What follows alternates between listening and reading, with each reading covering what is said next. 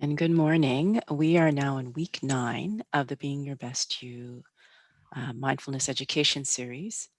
And as always, I would like to acknowledge that this series has been made possible through the support of the Joy Fund here at Unity Health Toronto. Now, last week we spoke about what being your best you actually means, or the way I've defined it for this series, and how this differs from being better.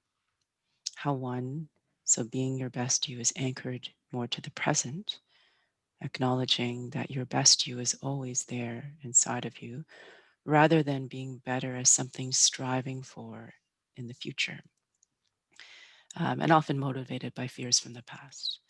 And if you missed this previous session or any of the others, they are all available on YouTube and Vimeo under my name, Sarah Kim _MD. Now, today for our opening meditation, what we're going to do is do a part self-compassion exercise. As today's theme, we are going to be looking a little more closely at this idea of self-compassion. So settling into a posture or a resting position that is comfortable for you.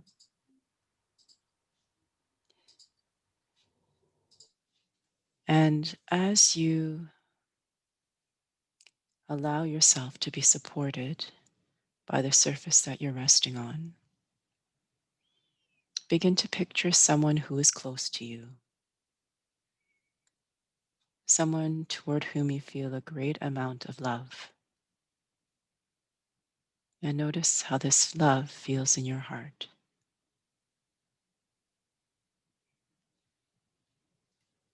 Notice the sensations around your heart. Perhaps you feel a sensation of warmth, openness, and tenderness.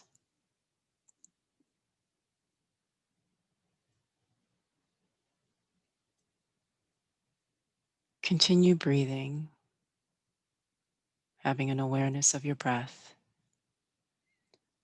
and focus on these feelings as you visualize your loved one. As you breathe out, imagine that you are extending a golden light that holds your warm feelings from the center of your heart. Imagine that the golden light reaches out to your loved one, bringing him or her peace and happiness. At the same time, silently recite these phrases. May you have happiness. May you be free from suffering. May you experience joy and ease. May you have happiness. May you be free of suffering. May you experience joy and ease. As you silently repeat these phrases, continue to extend the golden light to your loved one from your heart. And feel with all your heart that you wish your loved one happiness and freedom from suffering.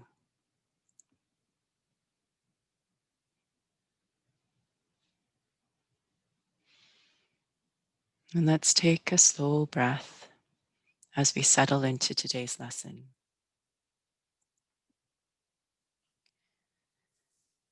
So I wanted to open with an exercise, which is often when they do when there is self-compassion lessons happening, they open with this exercise of how would you treat a friend or how would you treat a loved one. And this is partly done because it's much easier for many of us to extend compassion and care to someone that we love, but it's not as easy often to extend it to ourselves. And um, and this is also because we exist in this culture of wanting to strive for more or for better, which unfortunately the underlying premise is that we are not enough, that we are somehow deficient or defective as we are. And in the work of self compassion, we are trying to move towards um, moving away from this idea that we somehow are undeserving or we are somehow lacking. And so when you do this exercise of how would you treat a friend or how would you respond to someone close to you when he or she is suffering, uh, it sometimes is able to juxtapose the kind of reaction you might have to yourself versus someone that you care about. And we, in this series, have been trying to change our frame of how we reference ourselves. In one, at the beginning, understanding that we are all biological beings and that we have a certain capacity for managing um, signals of distress or signals of threat. And, in the very first session, I wanted to emphasize that there are certain things that our system does when faced with perceived threat, which is basically in everyday life stress, is perceived threat by our systems, which sends us into fear mode. And this fear mode can also lead us to attack ourselves. Again, we are probably all here because we have very active self critics within us, our judges that continually evaluate our behavior. And again, these are things that exist within us because we are um, striving to be something. And that's how many of us were raised, that we are striving to become something.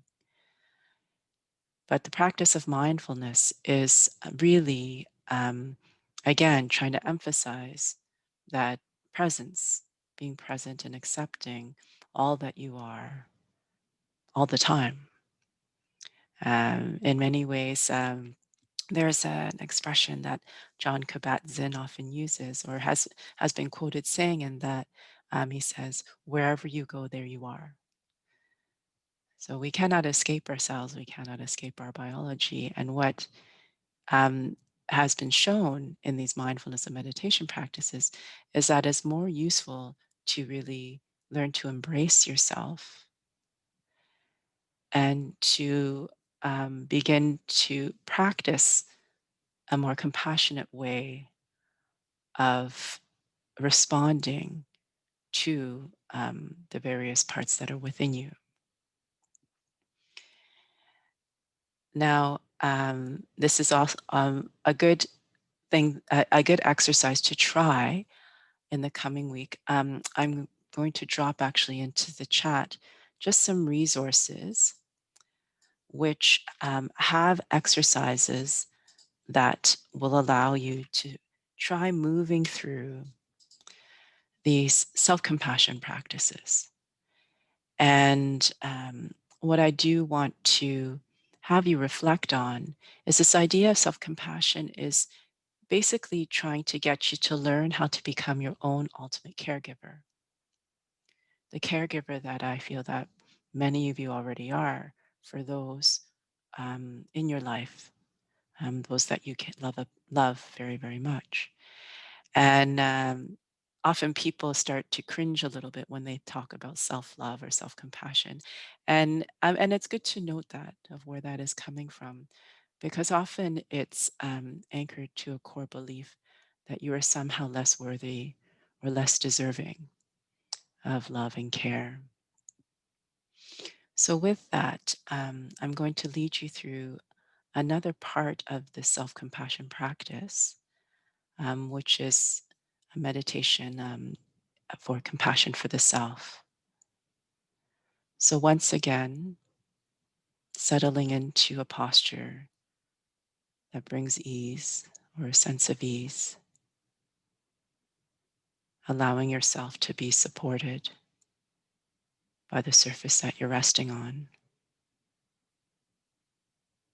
and bringing awareness to your breath.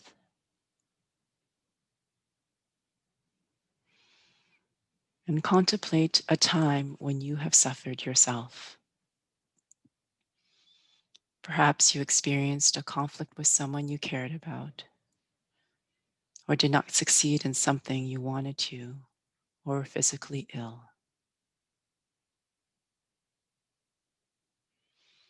Notice how you feel when you think of your suffering. How does your heart feel? Do you continue to feel warmth, openness, and tenderness? Or are there other sensations, perhaps an aching? Just as we wish for our loved one's suffering to end, we wish that our own suffering would end. We may also envision our own pain and suffering leaving us so that we may experience happiness. Continue to visualize yourself as you breathe. Imagine a golden light emanating from your heart that is easing your suffering. With each exhalation, feel the light emanating within you with the strong, heartfelt wish that you be free from your suffering. Silently recite to yourself, "May I be free from suffering. May I have joy and happiness. May I be free from this suffering. May I have joy and happiness. May I be free from this suffering.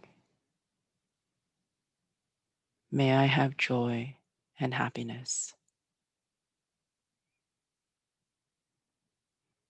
Again, notice how this feels in your heart. What kind of sensations did you feel? And did they change when you were visioning your own suffering? And how is this feeling different when you wished your loved one's suffering to be relieved? Did you feel warmth, openness, and tenderness? And were there other sensations such as pressure? And as you wished away your own suffering, were you able to feel the warmth and openness and tenderness return? So, in your day to day, may you be free from suffering, and may you have joy and happiness.